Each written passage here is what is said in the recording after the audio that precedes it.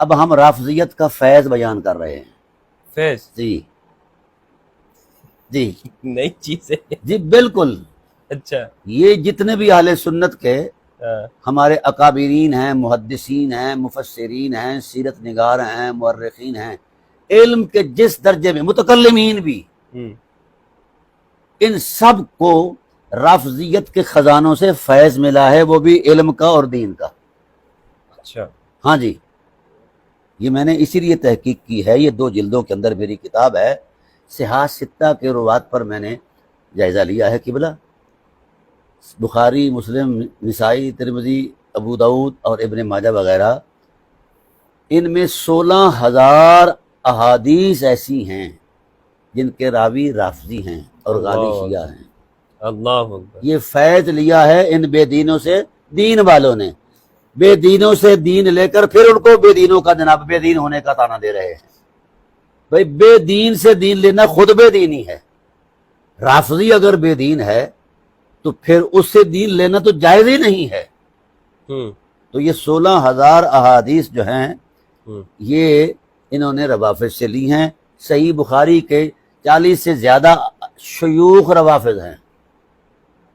ٹھیک ہے. اللہ اکبر. ہاں جی، 40 سے زیادہ 40 سے زیادہ. ایک بندے کے 40 استاذ شیعہ ہیں. ہاں، رافضی، شیعہ بھی نہیں. ہاں. شیعہ کے بھی 3 درجے میں نے کیے ہیں، ایک سادہ شیعہ، ایک سادہ. غالی شیعہ اچھا. اور ایک رافضی. ٹاپ کلاس کا. اور پھر ٹاپ کلاس میں رافضی ہے. اور رافضی کی بھی 19 قسمیں ہیں. اوہو. وہ ساری میں نے اسماء الرجال کی کتابوں سے نکالی یہ ہیں. سارے ہمارے ان بخاری مسلم میں موجود ہیں. سب بخاری مسلم میں موجود ہیں. ان کے استاد ہیں. ان کے استاد ہیں، شیوخ ہیں. اور امام ذہبی علیہ الرحمہ نے تو یہاں تک کہہ دیا، ہم. یعنی وہ دیانتدار لوگ تھے نا، محقق تھے، مولوی نہیں تھے. ہم. اچھا. ہاں، یہ ایک فرق ہے مولوی میں اور سیکولر لوگ محقق میں، تھے. ایک فرق ہے. ہاں، کیونکہ مولوی جو ہے وہ سنی سنائی پر ٹھا کر دیتا ہے، محقق جو ہے وہ توڑ پہنچ کر بات کرتا ہے. ہم. امام ذہبی کہتے ہیں کہ یہ لکھا ہوا ہے ہم. کہ فہذا کثیر فی التابعین و تابعیہم مع الدین والورع والصدق فلو رد حدیث هؤلاء الذی هؤلاء لذهب جملۃ من الاثار النبوۃ وهذه مفسدۃ بینۃ. یہ جو روافض ہیں، یہ جو شیعہ ہیں، غالی ہیں یا سادہ شیعہ ہیں، یعنی ماٹھے شیعہ، کچھ تیز شیعہ، کچھ اپالو شیعہ، جی ان کی بھی تو نسلیں ہیں نا جی. ہم. وہ کہتے ہیں کہ اگر ان کو حدیث کی سند میں قبول نہ کیا جائے یا ان کی روایات کو قبول نہ کیا جائے تو روئے زمین پر رسول اللہ کی حدیث کسی کو نہیں ملے گی. اب 16,000 احادیث جو ہیں یہ صرف صحاح ستہ کی روافض کی خیرات ہے، شیعوں کی خیرات ہے. غالی شیعہ ہیں یا سادہ شیعہ ہیں، میں نے ہر ایک کا الگ سے ریکارڈ دے دیا ہے، اس کا پہلے تشخص بیان کیا ہے اور بالترتیب پھر اس پر علماء اہل سنت کی آراء پیش کی ہیں کہ وہ اگر رافضی ہے تو کس درجے کا ہے، شیعہ ہے تو کون سی نسل کا ہے.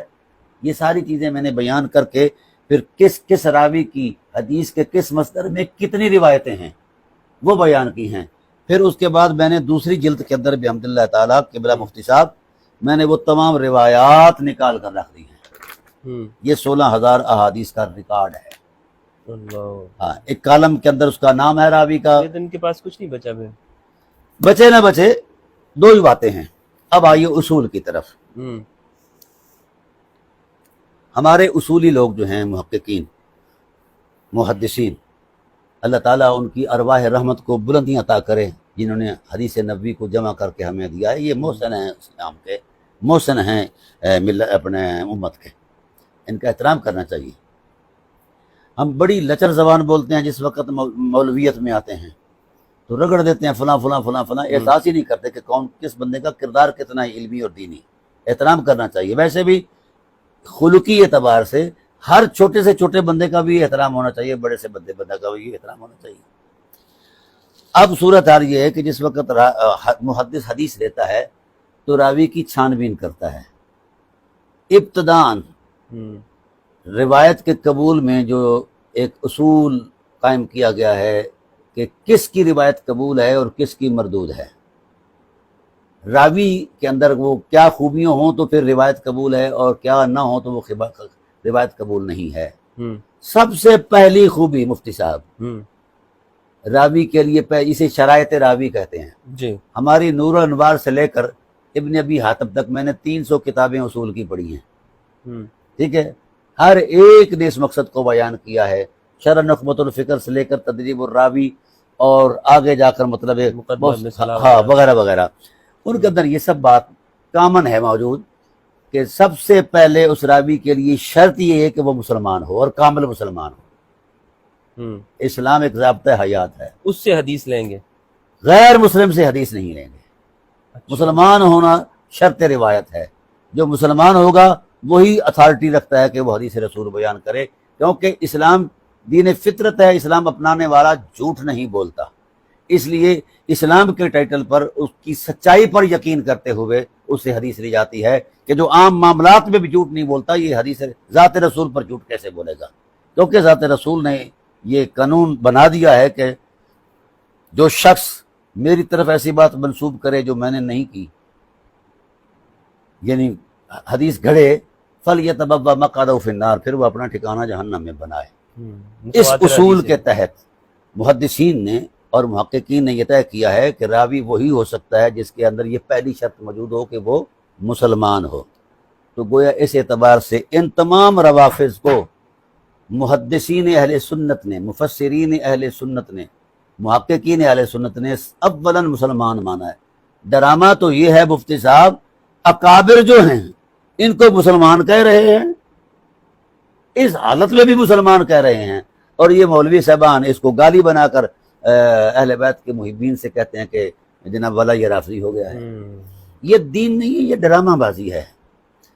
دوسری شرط یہ ہے کہ وہ عادل ہو, اس کے اخلاق میں اتنی مروت ہو کہ کبھی راستے میں بیٹھ کر وہ پیشاب کرنے والا بھی نہ ہو, یہ احتیاط ہے.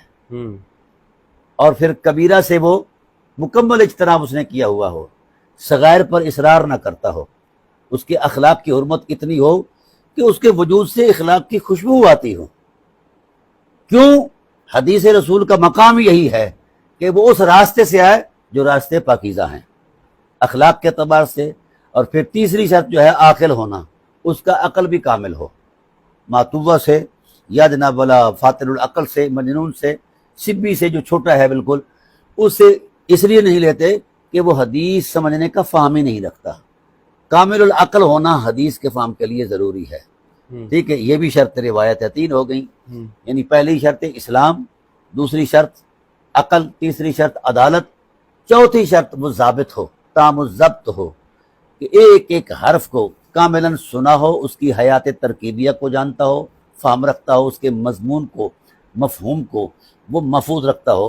پھر اصلاً اس پر یعنی جو اصولی شرط لگائی کہ جب سے اس نے سنی ہے حدیث ادائے روایت تک, یعنی آگے کنوے کرنے تک, خواب 100 سال کا عرصہ گزر گیا ہے, ایک لمحہ کے لیے بھی اس حدیث کے خلاف اس نے زندگی میں کبھی عمل نہ کیا ہو. یہ 22 چھلنیاں ہیں جو ان معیارات سے گزرتا ہے. وہ صرف ہوگا کوئی, ہاں وہی عرض کر رہا ہوں, جو ان معیارات سے گزرتا ہے وہ تو غوث قطب ابدال ہوتا ہے, بہت بڑی شخصیت ہے اس کی روحانی ہے, کیونکہ یہ سارے معمولات بہت بڑی عظمت کہ اس نے زندگی میں کبھی کبیرہ نہ کیا ہو, ہاں, اور صغائر پر اصرار نہ کرتا ہو. اللہ کا ولی ہے بھائی, عجیب ولی ہے. تو اب ڈرامہ دیکھو, 60,000 سے زائد روات میں نے تلاش کیے ہیں. 60,000 سے زائد ہمارے جو کتب تفسیر ہیں اس کے اندر جو روات ہیں, کتب سیرت جو ہیں اس کے اندر بھی ہیں, کتب تاریخ کے اندر بھی جو روات ہیں, وہ سارے رافضی ہیں, شیعہ ہیں. 60,000 سے زائد. یہ تو ابھی جو جائزہ میرے سامنے پڑا ہے یہ تو صرف سیاستہ کا جائزہ ہے, اور یہ ہمارے فقہا, ہمارے محققین تو ان کو حدیث کی کتابیں نہیں مانتے. وہ کہتے ہیں یہ فقہ شافی پر لکھا ہوا ایک مرتب مجموعہ ہے اور ان کی فقہ پر دیے گئے دلائل ہیں. مان لیا کہ یہ حدیث ہی ہے, کیونکہ ہم پڑھتے پڑھاتے ہیں, حدیث کی کتابیں مانتے ہیں, لیکن ان میں 16,000 احادیث ایسی ہیں جو روافظ سے آئی ہیں. اب اگر رافضیت کوئی پلیدی ہے تو یہ 16 یعنی پھر وہ سیاستہ ساری پلید ہو گئی.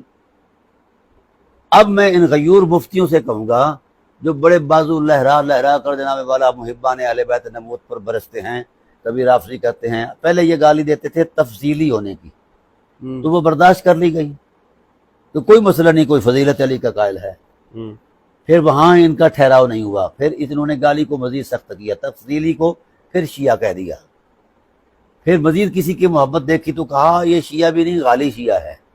اب ان کی جو سپرلیٹو ڈگری ہے وہ رافضی ہے، ٹھیک ہے۔ تو ہمارے پیش کردہ بیان کردہ تعریفات کا در رفض کے معاملے میں کوئی ایسی دلالت نہ لفظی ہے نہ معنوی ہے، نہ کوئی تاریخی ایسی صورت ہے کہ جو اصحاب رسول کو گالی گلوچ دیتا ہے وہ شیعہ ہے یا رافضی ہے، ایسا نہیں ہے، ہمارے علماء نہیں مانتے۔ جو شیعہ اس معنی میں تو پھر اچھا کام ہو گیا وہ جب اللہ کے ولیوں سے انہوں نے اہل سنت جی کی میں نے کتابوں پہلے ہی آپ سے کہا تھا کہ انہوں نے روافض سے فیض لیا ہے، روافض ان کے مرشد ہیں مولویوں کے۔ اب اگر ان کے اندر غیرت ہے تو سیاستہ پڑھنی چھوڑ دیں، پڑھانی چھوڑ دیں، کیوں کہ ان کے نقطہ نظر کے مطابق رافضیت ایک پلیدی ہے، بالکل صحیح۔ ٹھیک ہے۔ تو پلید بندے سے پاکی کا تو کوئی تصور ہی کام نہیں کر سکتا، تو حدیث پھر رسول لے رہے ہیں۔ ہاں اگر ان میں مزید غیرت ہے تو کم از کم یہ سیاستہ ہی پاک کر لیں، یا تو یہ روایات نکال دیں۔ اور مفتی صاحب حیرت والی بات یہ ہے کہ جتنی روایات میں نے نقل کی ہیں وہ ساری معمول بہا ہیں جن پر حنفیت، شافیت، مالکیت کا مدار ہے۔ اب یہ چاروں مذاہب چیلنج ہو گئے ہیں۔ اگر رافضیت کو ہم کافر کہتے ہیں تو بھائی بدلنا ہوگا اپنے آپ کو، یا تو ان کو گلے سے لگانا ہوگا یا دل سے ذہن سے نکالنا ہوگا اور حدیث و سنت میں یا تو نکالنا سیاستہ سے ہاتھ اٹھانا ہوگا، ہوگا۔ ہاں بالکل، سیاستہ سے تو یہ تو 200 یا راوی ہیں شیعہ نا کو جی۔ کافر کہنے سے چپ یہ ہوگا۔ تو 200 تقریباً راوی ہے نا جی۔ ہوں، سیاح کے علاوہ جو احادیث ہیں یعنی ستہ، تو سیاح صرف 57 کتابیں پڑھائی جاتی ہیں، 50 سے زیادہ سیاح ہیں، ان میں نہ جانے کتنے ہیں، پھر معاجم ہیں، مسانید ہیں، پھر کئی اصناف کتب ہیں جن پر لاکھوں حدیث کا ذخیرہ ہے، اور ان میں یہ سارے موجود ہیں، ٹھیک ہے۔ تو مولا کائنات سے قلبی تعلق جو ہے، لگاؤ جو ہے، شغف جو ہے، یا ان کی ذات میں کھو جانا جو ہے، یا ان کے ساتھ سرشار ہونا ہے ان کے ذکر فکر سے، یہ مذہب سے تعلق نہیں رکھتا، یہ تو فطرت سے تعلق رکھتا ہے۔ اور اس ٹائٹل پر سب سے پہلا امام رافضیوں کا، سب سے پہلا امام شیعوں کا، جو مولا کائنات کو اس ٹائٹل پر دیکھتا ہے، سب سے مقدم سمجھتا ہے، اسے عبداللہ ابن مسعود فقیہ امت کہتے ہیں، اور ان کی جماعت ہے پوری صحابہ کی، یہ شیعہ تھے، یہ شیعہ تھے، عبداللہ ابن مسعود۔ عبداللہ ابن مسعود اس تعریف کے مطابق۔ حالانکہ ان کی مرویات ہٹا دی جائیں تو حنفیت دھڑام سے گر جائے گی۔ ہاں جی، یہ حنفی چوڑے کیوں ہیں؟ عبداللہ ابن مسعود پہ وجہ عبداللہ ابن مسعود، وجہ یہ ہے کہ وہ صرف محدث نہیں تھے، وہ فقیہ بھی تھے۔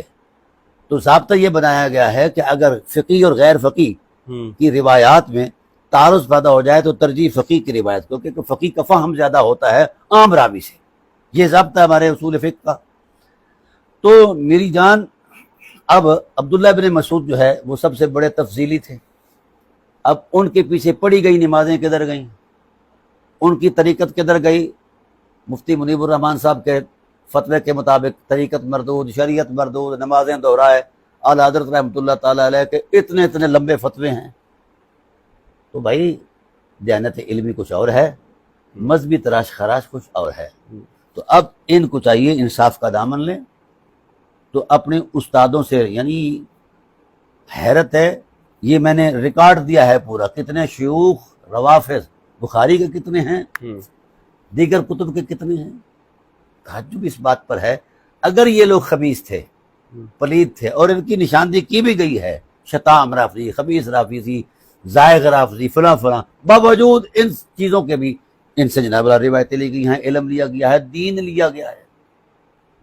تو بھئی اب دو باتوں میں ایک بات ضرور ہے، یا تو یہ حدیثیں نکال کر پھینک دیں، یا سیاستہ جلا دیں، یا یہ راوی نکال کر کرائے پر راوی لے آئے، میں مان لوں گا۔ کہاں سے لائیں گے یہ؟ ہاں جی، یعنی اخبار اشتہار دے دیں، یہ ہمارے خطائی بھائی یا جتنے جن کو آج کل بڑی تکلیف ہے، رافضی کی رٹ لگاتے ہیں، ڈھول بجاتے ہیں، اور ہر ایک ہمارے بڑے بڑے بزرگوں کے ساتھ انہوں نے بدماشیاں کی ہیں۔ سید ریاض احمد شاہ صاحب، جنہوں نے اہل سنت میں 30 سال گزارے اور ایک شناخت دی، مولانا ڈاکٹر طاہر القادری صاحب، جنہوں نے روئے زمین پر اہل سنت کا کٹا ہوا ناک لگایا، سید عبد القادر شاہ صاحب، سید عرفان مشہدی صاحب، سید منور حسین شاہ صاحب، اور شیخ الاسلام قبلہ سید پیر انور حسین شاہ صاحب سدرہ شریف والے، جن کے لاکھوں نہیں کروڑوں مرید ہیں اور وہ وابستہ ہیں اہل سنت سے، ان کی تبلیغ اور تلقین یہ ہوتے کہ میں سنی ہوں، حنفی ہوں، فلاں ہوں، فلاں فلاں، یعنی یہ چیزیں مرید کرتے وقت یہ میں نے ہزاروں مرتبہ یہ دیکھا ہے. تو ان پر یہ مولوی بیچارے جن کو شاید ہو سکتا ہے بیوی روٹی بھی نہ دیتی ہو، اور وہ جناب والا اس پر برستے ہیں، ان پر فتوے لگاتے ہیں کہ یہ مردود ہو گئے ہیں، فلاں ہو گئے ہیں، اور بڑے بڑے سخت لفظ بولتے ہیں، غیر پارلیمانی لفظ بولتے ہیں، زبان درازی کرتے ہیں. یہ وہی تسلسل ہے، میں نے کتاب میں لکھا ہے کہ اس وقت کے اہل بیت کو اس وقت کے امی گنڈے جو تھے وہ گالی گلوچ کرتے تھے، اور اس وقت کے اپنے اہل بیت کو آج کے جو امی گنڈے ہیں یا ان کے جو ریزہ خار ہیں وہ گالی گلوچ کرتے ہیں. یہ ان کی پرانی فطرت ہے.